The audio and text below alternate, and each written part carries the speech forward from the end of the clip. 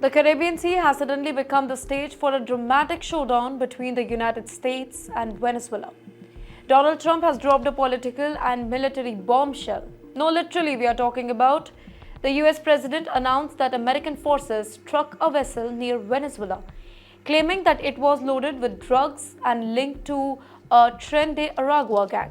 In his words, the mission was very clear to anybody who's daring to smuggle narcotics into the US. He says that we will find you and we will destroy you. Mr. Trump even released an aerial footage showing the boat moment before it went up in flames, killing 11 alleged narcotics terrorists. Now, for his supporters, this was a proof of strength. Bold move to protect the US borders, right?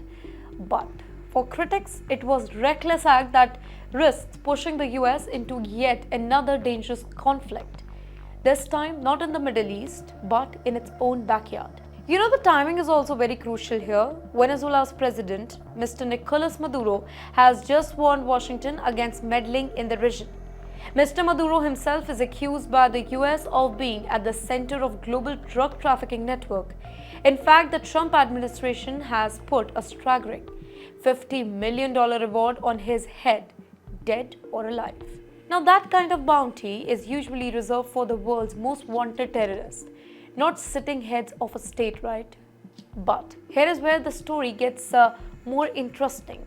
Venezuela has flatly rejected Mr. Trump's claim, saying that the entire just strike fabricated. Well, Venezuela officials even suggested that the video that Trump shared could be an AI-generated propaganda designed to create an illusion of victory. And in today's world of deep fakes, disinformation, digital manipulation, that accusation cannot be brushed aside so easily. In the meantime, the US has quietly released its military presence in the Caribbean. That means more ships, more aircrafts, more surveillance. Let me tell you, this isn't just about one boat. It looks like Washington is preparing for something much bigger. And that's what alarms many observers. Is this the opening act of a proxy war in Latin America? Could we be looking at a new Cold War flashpoint? This time not in Europe or Asia, but just miles off the US shores.